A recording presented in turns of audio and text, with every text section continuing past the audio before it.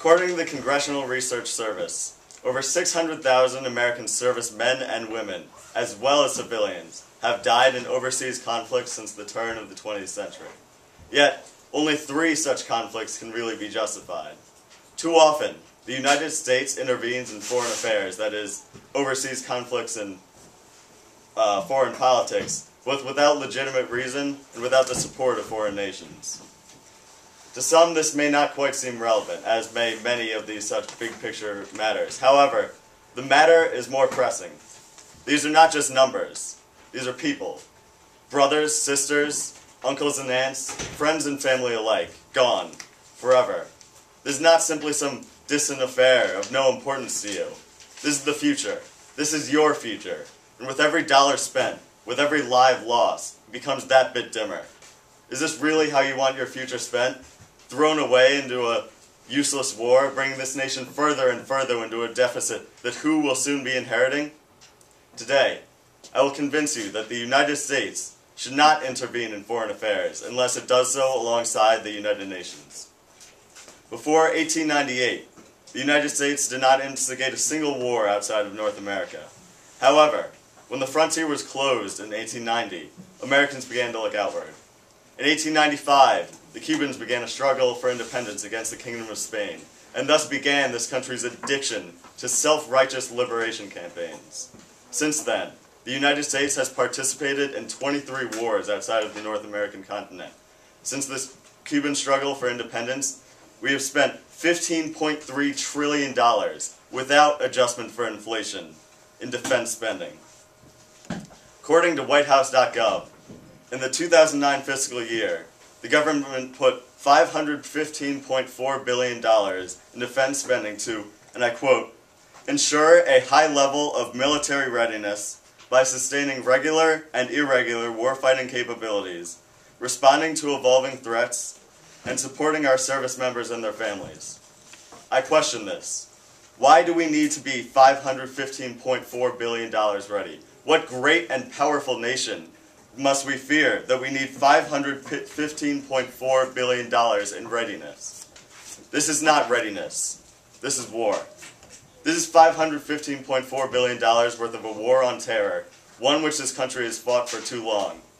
Since its beginning, the war on terror has cost us $1.1 trillion, the effects of which are clear. In 2005, 4 years after the war began, Hurricane Katrina struck the Gulf Coast, devastating New Orleans and surrounding areas. However, the government did little. Our resources were spread too thin. We simply did not have the money, manpower, or organization to respond to such a crisis. Manpower. At least for now, a war cannot be fought without it. As I have already said, over 600,000 Americans have died in wars since the beginning of the 20th century. And as of July 4th, 2009, 6,000 Americans have died in the Iraq War. Relatively, this number may seem small, but again, these are real people with lives, friends, and family. Of the 25 I asked, 17 responded that they knew someone who is or has been involved in the Iraq War. And if one of these 17 soldiers or more were among the 6,000 dead, think of the impact that might have on them. Think of the impact it might have on you. And these deaths are not exclusive to soldiers. Though there's no definite number, estimates range from 43,000 to 793,000 Iraqi civilians dead. Though this certainly leaves a lot to be desired, any number, especially in that range, is too many. Though I'm not saying that if we fight alongside the United Nations, people will cease to die. However, we could be assured that it is a just cause rather than based on greed or misdirected anger. Though people would still die, at least they would die for a worthy cause. And this assurance of a just cause would benefit American opinion, both externally and internally. According to a Gallup poll in 2002, 71% of Americans were satisfied with the U.S. position in the world. However, 1 year after the war began, that number dropped to 47%. Though there are certainly other factors here, a drop in 24% 1 year after the war began shows that Americans are not behind this war. And these opinions are not exclusive to Americans. According to a survey by the U.S. State Department, popular opinion of the U.S. among America's closest allies, Great Britain, dropped 5%, in France, 20%, in Spain, 12%, in Germany, 15%. And these numbers go to further extremes among Islamic nations.